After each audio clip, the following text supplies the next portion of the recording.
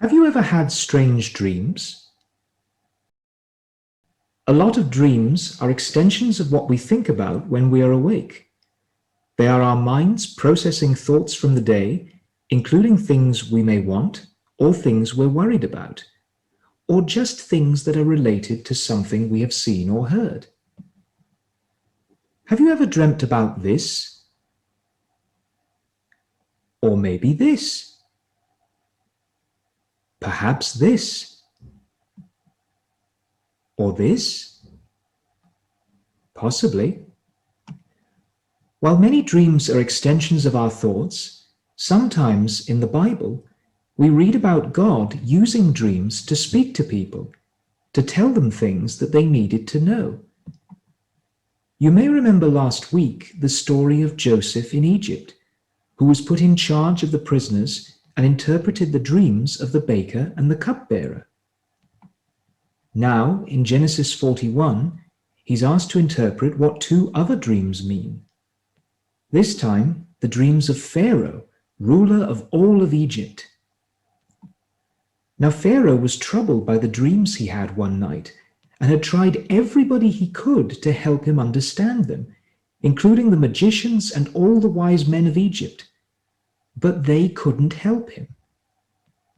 Then he was told that Joseph, a prisoner, would be able to help. Pharaoh described these dreams to Joseph, saying, "In my dream, I was standing on the bank of the Nile, when out of the river there came up 7 cows, fat and sleek, and they grazed among the reeds. After them, 7 other cows came up, scrawny and very ugly and lean.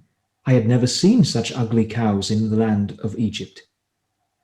The lean, ugly cows ate up the 7 fat cows that came up first, but even after they ate them, no one could tell that they had done so. They looked just as ugly as before. Then I woke up. In my dream, I saw 7 heads of grain, full and good, growing on a single stalk. After them, 7 other heads sprouted, withered and thin and scorched by the east wind. The thin heads of grain swallowed up the 7 good heads. I told this to the magicians, but none of them could explain it to me." Joseph said to Pharaoh that the dreams meant that 7 years of abundance were coming to Egypt, of good crops and much food, but that these would be followed by 7 years of famine, of no food, so that they would need to prepare during those first 7 years to make sure they had enough food stored to survive the famine. This would go on to help save many people from starving. But while the meaning of the dreams was important, there's something else we learn from this that is even more important. Do you know what it is? As is said in verse 16, "I cannot do it," Joseph replied to Pharaoh, "but God will give Pharaoh the answer he desires." Joseph recognized that it was only God who revealed to him the meaning of the dreams. And that doesn't just apply to dreams, but to any situation you may face. Are there situations for you when you say, "I cannot," but God can help you? Difficulties at school? I cannot, but God can. Difficulties at home? I cannot, but God can. Difficulties with friends? I cannot, but God can. Difficulties with health? I cannot, but God can.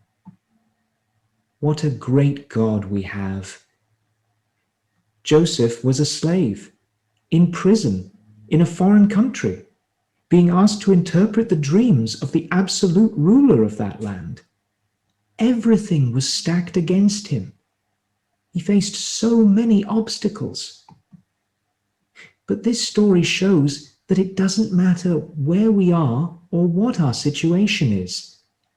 God can help to overcome all the obstacles that you may face, just as he helped Joseph. And that didn't mean that Joseph lived a comfortable life. He faced many challenges, but God was with him throughout those.